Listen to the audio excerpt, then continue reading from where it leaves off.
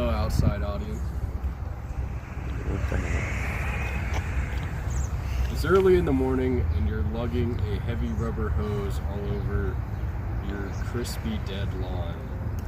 You think to yourself there must be an easier way to water. Well, installing a sprinkler system is not as hard as you think.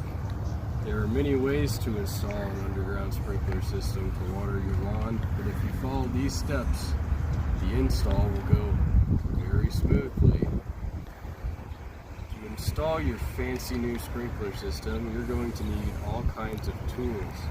This will make the process quick and painless.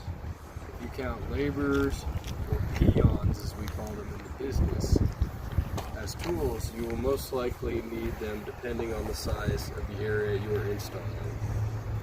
These laborers will need the proper tools. The most standard tools will be shovels, pipe cutters, a rubber mallet, a saddle tool, a hole puncher, and crimpers. If you don't want to dig in the entire system, I suggest you rent or purchase some sort of machine that trenches or pulls pipe through the ground.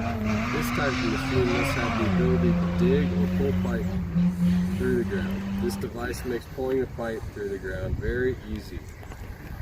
Once you get all your tools in order, you must lay out all your parts and pieces. First and foremost, you're going to need enough pipe to pull in the area you want. After that, you will need to purchase parts and pieces. You will need clamps, saddles, barb fittings, risers, sprinkler heads, a clock, and valves. You will also need the right kind of wire depending on how many zones you are planning to run off the new system. So you have your tools and materials. I bet you're wondering what to do next. Well, our hypothetical yard is wide open and there are no obstructions, power or phone lines to worry about. So what would be the most important in this wide open space is finding a water source. Dead center in our yard that needs sprinklers, there is a hydrant. This hydrant is a viable water source. We are going to dig down to the fitting. The fitting is where the hydrant screws into the main water line. The type of hole we're going to dig is a tap hole. This is the situation where laborers come in handy because a tap hole is generally 6 feet deep.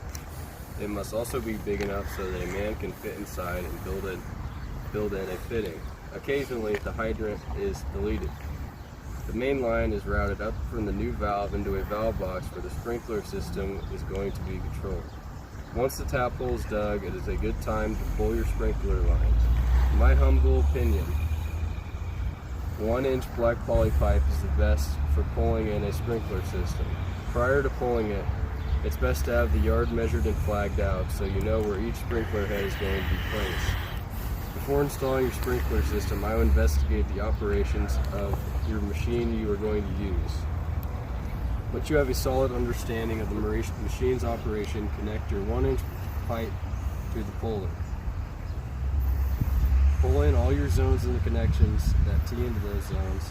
Finally, run your pipe lines back to the valve box. Now you must get your laborers going on installing sprinkler heads.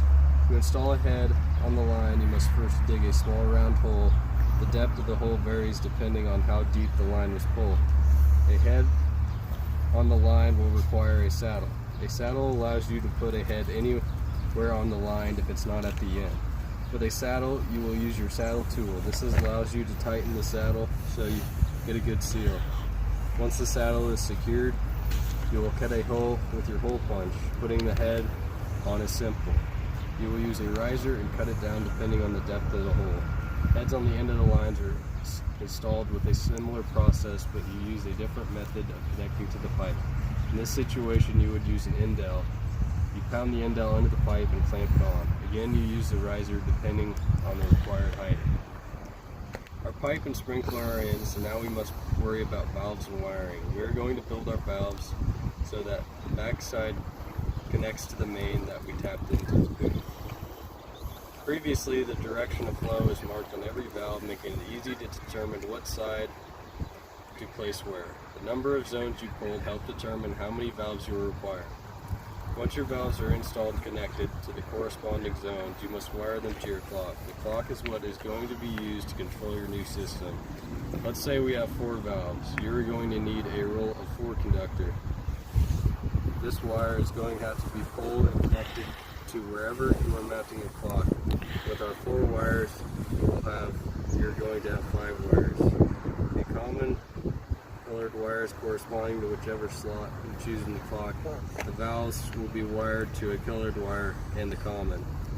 On the completion of the system, you are going to want to turn the water on and test fire your system. It may be necessary to set your heads. This will ensure that the heads are spraying exactly where you want them to. Set the clock to the date and times that correspond best to promoting a healthy lawn. This ensures that you get your money's worth out of your new system. So now you know how to install a sprinkler system. It's not as hard as you would think, but it's a whole lot of work. Anyone can do it if they're willing to set some blood, sweat and tears in the process.